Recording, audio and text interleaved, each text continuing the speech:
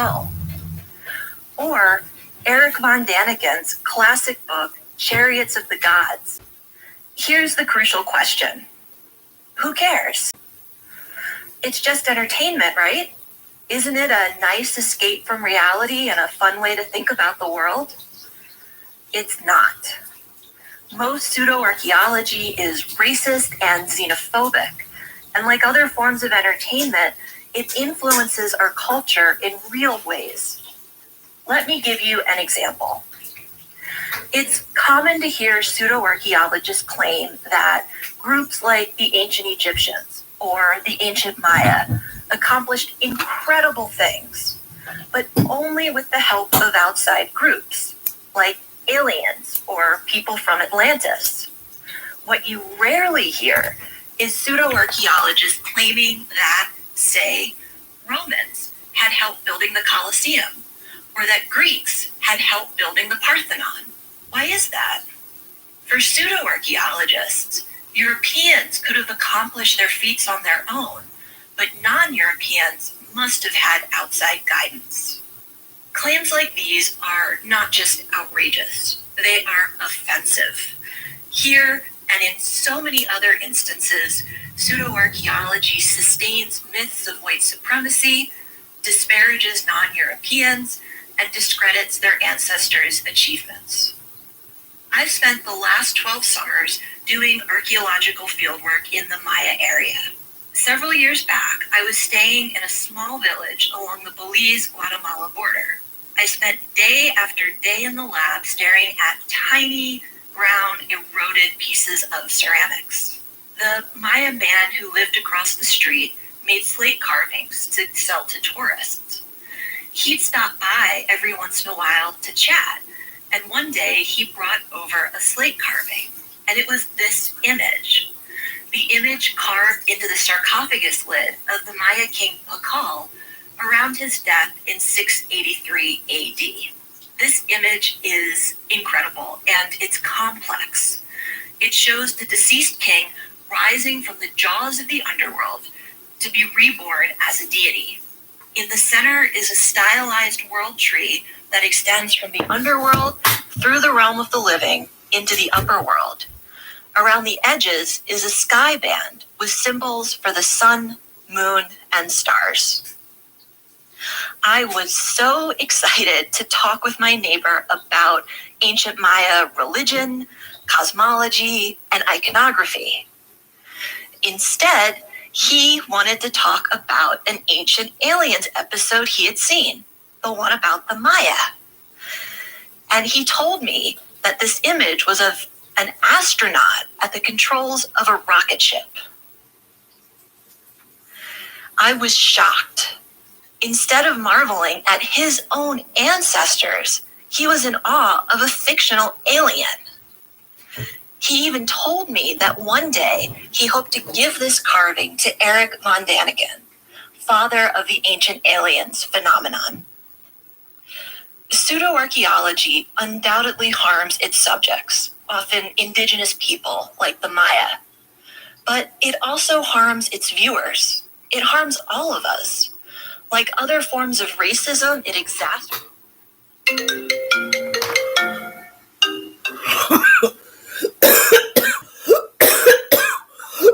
Kingpin. What's going on, Kingpin? What's going on? Are you still trying to go? Go where? I don't get no okay. I'm going through. Go where? Where you at? Who you talking to, good? You. Who you think you talking to, good?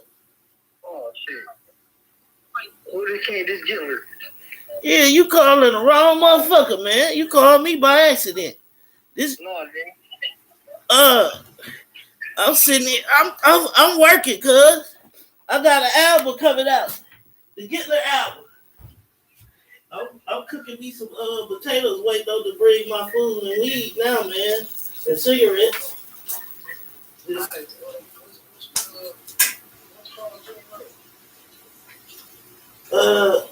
241-8163. 241-8163. 8463. 414. That nigga ain't gonna answer his phone. 241. 8163. Creates inequality and prevents us from the center is a stylized world tree that extends from the underworld through the realm of the living into the upper world. Around the edges is a sky band with symbols for the sun, moon, and stars. I was so excited to talk with my neighbor about ancient Maya religion, cosmology, and iconography. Instead, he wanted to talk about an Ancient Aliens episode he had seen, the one about the Maya. And he told me that this image was of an astronaut at the controls of a rocket ship. I was shocked. Instead of marveling at his own ancestors, he was in awe of a fictional alien. He even told me that one day he hoped to give this carving to Eric von Daniken, father of the Ancient Aliens phenomenon. Pseudo-archaeology undoubtedly harms its subjects, often indigenous people like the Maya, but it also harms its viewers. It harms all of us. Like other forms of racism, it exacerbates inequality and prevents us from appreciating and benefiting from human diversity. What's really scary is that pseudo-archaeology is a small part of a much bigger problem. It's just one example of people getting history wrong on purpose, of people knowingly changing historical and archaeological facts. Why would anybody do that? Often, the past is knowingly changed either to justify racism in the present or to present a nicer version of history, a version of history that we can all take pride in. 6 years ago, Jefferson County, Colorado became a battleground over how to teach American history to high school students. The advanced placement curriculum had been expanded to include things like the removal of Native Americans to reservations and the rise of extreme economic inequality. Members of the local school board were upset. They vigorously protested the changes, arguing that the new curriculum didn't do enough to promote capitalism or American exceptionalism. Right now, we are in the midst of a heated debate over public monuments to controversial figures, people like Robert E. Lee and Christopher Columbus. Should these monuments be left as they are? Could you please tell us who you are? We are from mostly planets Terra and... In October of 2017, a strange visitor was spotted in our solar system. It was unlike anything ever observed from Earth. Just about 4:45, and take a look at this viral video from La Junta in southeastern Colorado. All right, Vivian Gomez wrote on Facebook that her security camera captured this on Sunday morning. There are people on Facebook who say it looks like Dobby from Harry Potter, or a ghost or an alien, or a kid in flip-flops and underwear. We think it looks like Lisa doing her Sunday morning dance. I don't know. Lisa, were you in La Junta on Sunday? I know she was out of town. Give it away. The video has been...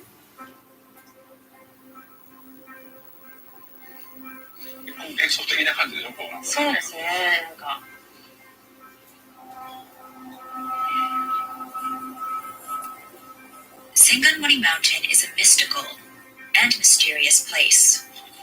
山岳信仰とかね、昔は山をこう神様みたいな感じで見てたでしょ。見てたんですよ、日本って。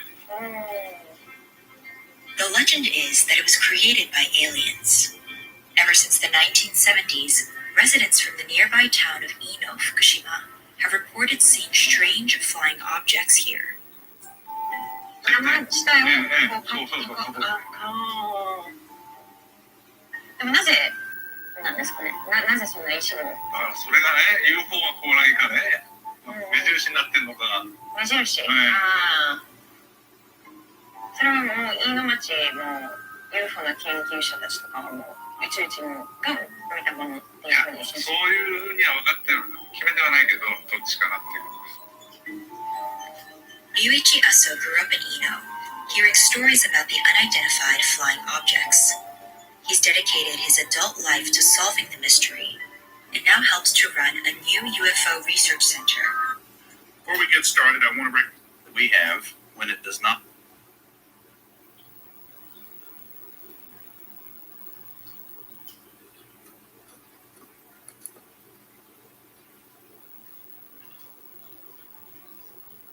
Let's just push play.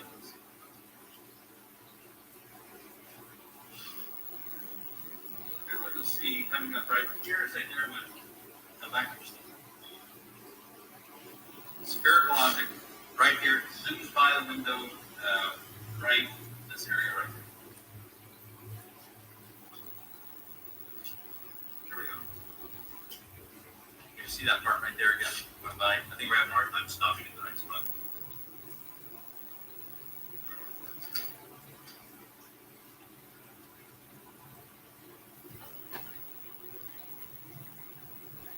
Okay. So as you can see, it's difficult.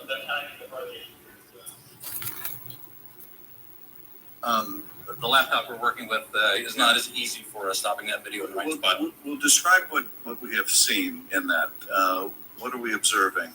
What you see here is aircraft that is operating in a U.S. Navy training range that has observed. Were you recently injured in a car accident? Look at this check for $160,000. If you're looking to get money you're owed for an injury, I want you to imagine you and your family getting that money because I know a way that you can. Now, before you think I'm crazy, I want to show you how you can get the money that you are owed in the next 30 days. Now, if you've thought about hiring an attorney before, but you didn't because you were unsure or you had reservations, it's not your fault.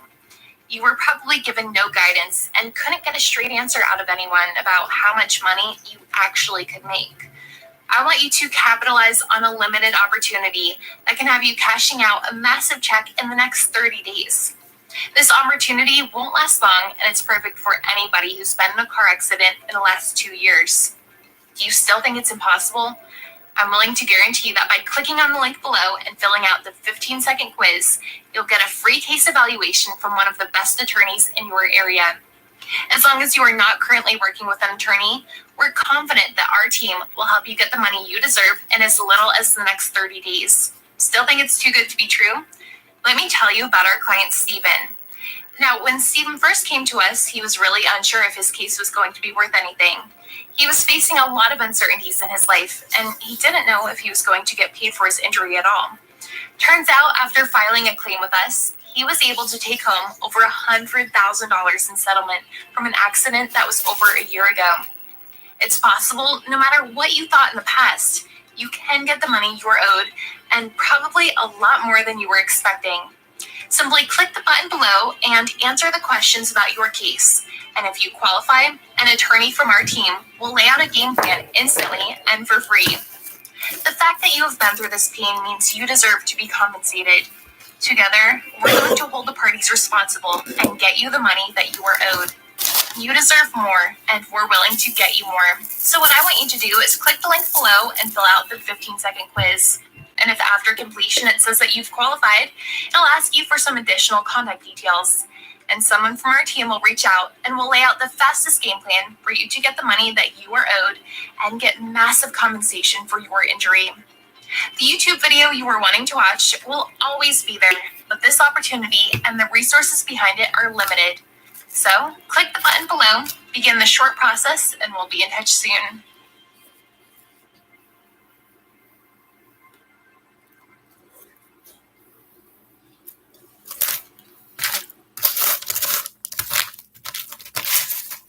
I'm the first one in my family to go to college, and my parents are really proud of me. Colonel Stritch University is perfect for me. I love all my business classes because that's what I want to do. I'm majoring in business and minoring in computer science. I'm a captain on my track team, and I'm also a resident assistant on my dorm floor. That's what I love about Stritch. You can do it all here. I really feel I belong, and people here do care about me, and they care about my success as well. Colonel Stritch University is the right place for me.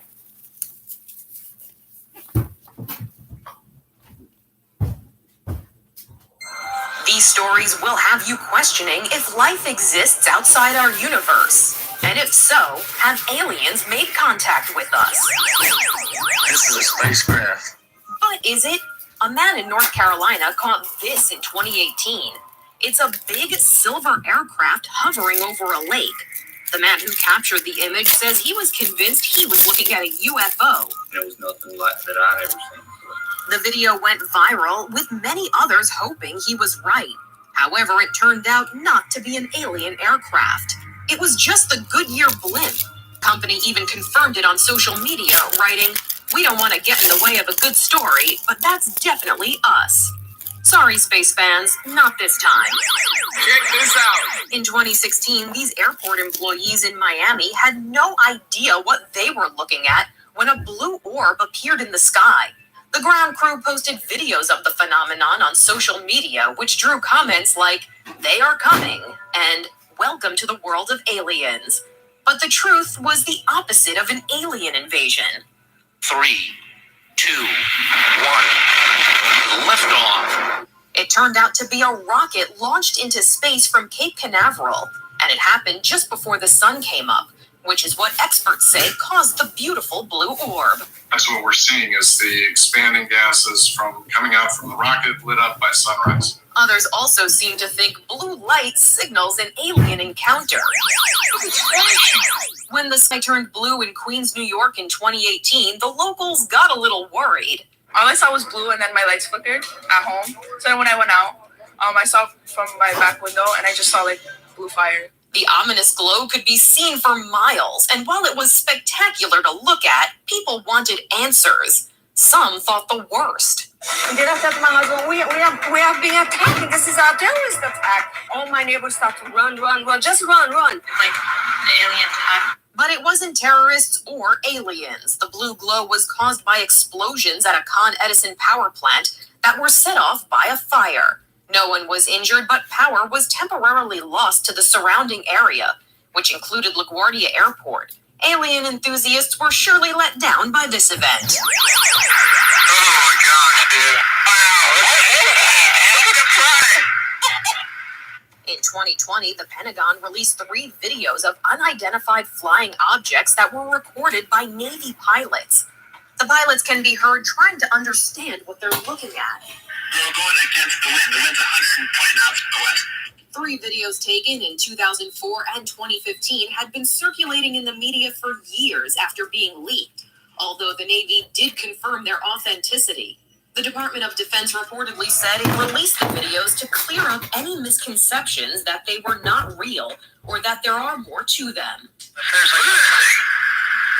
It's rotating. But what the videos captured remains a mystery. Inside Edition Stephen Fabian asked a former government intelligence official what they could be. What could they be? Yeah, great question. So we all want to know. I'd like to remind everybody, unidentified flying object doesn't mean alien spaceship. So we have to keep an open mind. But the alien hypothesis is just a hypothesis at this point. Might be the Russians and Chinese. Could be perhaps some private industry somewhere. None of these hypotheses are comfortable, and they all seem low probability, and yet the facts are the fact. The Department of Defense would only say that the objects remain unidentified. One place may hold answers to our many questions about life on other planets. Roswell, New Mexico was the site of mysterious activity in 1947, but that's about all we know. I'm not really sure what happened, but obviously something happened. Something crashed. Evidence shows that probably it was an extraterrestrial craft. While the U.S. government contends that no alien activities occurred in Roswell in 1947, all kinds of conspiracy theories have been explored and still linger today. Debris reported near a military base in the town were from balloon-borne research projects, but many people still don't buy that explanation. Back in 1947, if the government told you to shut up for national security reasons, you did it. The UFO Museum in Roswell attracts people from all over the world to explore the many possibilities. While it doesn't provide any definitive answers, the fun really is in drawing your own conclusion. The major draw of this museum is the mystery. Everyone loves the mystery. This is one of the biggest mysteries in our history.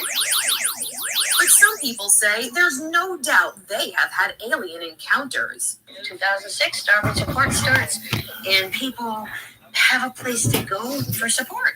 Thinking that you're completely insane and not being able to speak to somebody, that's why we do what we do. Members of Starborn Support gather to share their stories of alien abduction. It's a safe and welcoming place for them to share their experiences, which they say very few people can relate to. One time I had a young lady that had just moved in with me. One night they came, took me, and in the process of them returning me back, they woke her up, at which point I was being levitated. For these self-proclaimed alien abductees, it's not a question of whether aliens exist. It's more like, why me? For Inside Edition Digital, I'm Mara Montalbano.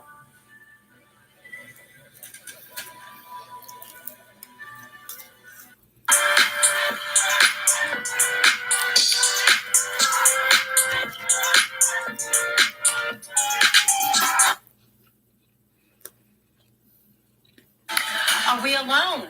Is Earth really the only planet with life, or is something else out there?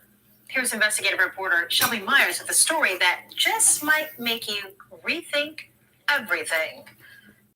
It's been a debate for decades. Are aliens out there, and have they ever made contact with us? After 45 years of keeping it a secret from his own family, a Gulf Coast man's declining health has given him a reason to write a book and leave his legacy. Calvin Parker is now ready to tell the story of the event that would change his life forever. Do you ever get any feelings or flashbacks when you come out here? No, it's changed. It's hard to feel anything when you come out here. What do you think about the whole experience? Think it happened? I think something happened down there. I'm not at all sure what happened. Something happened to him, the way they were upset. You don't fake fear. You know, he was scared. He was scared out of his mind.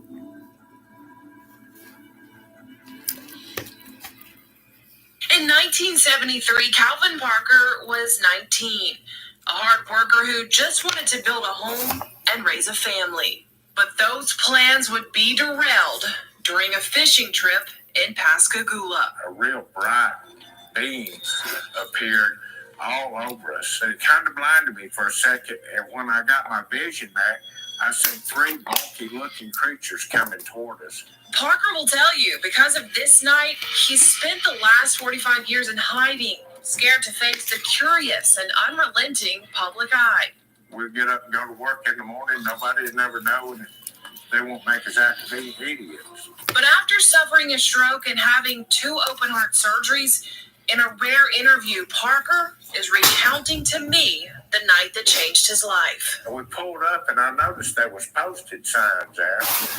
And I said, Charlie, maybe we don't need to go fishing here. He said, no, that's fine. And that's when I noticed blue hazy lights reflected coming across from my back, out across the water.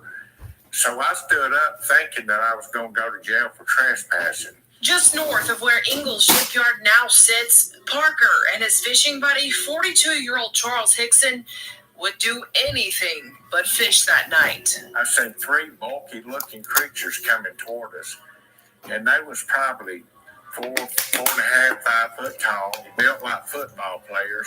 But I noticed they kind of moved mechanical-wise, and they was floating off the ground. By the time we stood up and turned around, they was there on us all at one time. So 2 of them got a hold of Charlie, 1 of them got a hold of myself, and instantly I felt like that I just got relaxed. Parker claims he and Hickson were levitated into the spacecraft. There was an examination room, what I call it. And the old big ugly creature that brought me in, he took me and laid me on the examination table, and he just backed up out of the way. I couldn't move or anything. All I could do was look, and there was something about the size of a deck of cards that came out of the ceiling, and it hovered about a foot in front of my eyes, and then it went to the right side of my head, and it clicked, went behind my head, and it clicked, went to the left side of my head and clicked, and then straight to the front, and then it shot back up in the ceiling. And that's when I noticed some kind of little ruffling noise, and this more feminine looking creature came out. She looked completely different than the what I call a robot, because he moved like a robot, just mechanical wise. She looked kind of feminine looking and had fingers, regular fingers, and all. Come over and pinched me on side the cheek. And then she took her finger and run down my throat and got behind that little thing that hangs down back there and tried to come up my nasal cavity. And that was when it started hurting and I started choking and I got scared. And she just kind of telepathically told me, you know, don't be afraid, we're not going to hurt you. And with those words, Parker says the aliens dropped he and Hickson back off on the bank. Frozen in fear, Parker didn't want to let anyone know what happened. Hickson, however, said they had to tell somebody, so they called the Jackson County Sheriff's Office. And I said, could I help you? He said, yeah, I've got something happening. But said, you gonna laugh if I tell you what it is. I said, look, brother, go ahead and tell me, I'm busy. What happened? He said, I got picked up by a UFO. I laughed. He said, I told you was gonna laugh. Still, former Jackson County Captain Glenn Ryder told the men to come into the station. Jackson County deputies had two choices that night. They could choose to believe Parker and Hickson had really been taken from the banks of the Pascagoula River like they said, or they could figure out if they were lying. So deputies stuck a secret tape recorder inside an interrogation room back at the station. And it's what they heard on those tapes that made them believe the two were not lying.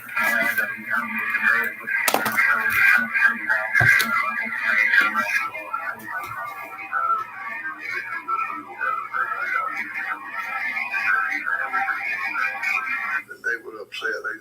I figured they'd say, well, we got these guys food, but it wasn't that. They were still, the boy especially was upset. The men would take lie detector tests and pass. Ufologists and researchers flew in right away to interview and hypnotize the two, concluding they did experience something traumatic. The two were even sent to Keesler Air Force Base in Biloxi to make sure they weren't radioactive. It's a service, media service. Within days, the story went global. After the two were checked out, former WALA TV reporter Rennie Brabner caught up with them. Up at the emergency room door, there's a line of sheriff's cars out there. We went in with our cameras going, and at least for the first time saw the two guys. Brabner says to this day, it's still something viewers never seem to forget. There's a reasonable chance that they'll say, wait a minute, didn't you cover those guys getting on the UFO? What do you think? Most of the stories you do, they're gone tomorrow or the next day or whatever. And it's always intrigued me a little bit that had some legs, some interest, particularly years and years and years later. Like Captain Ryder, Brabner too believes something happened that night, but he isn't sure what. I do not think they made it up in the sense that they created it out of whole cloth. I have been told that particularly Hickson was known to take a drink. Was it at the bottom of a bottle of John Barleycorn? I don't know. Charles Hickson wrote a book on his encounter and spoke numerous times about it. He passed away in 2011. Parker says he's a religious man and believes there's an explanation why he went through what he did. For now, he still ponders why it happened to him. You can't really pin everything down. You don't really know. And that's the point I'm holding out. I don't know what happened.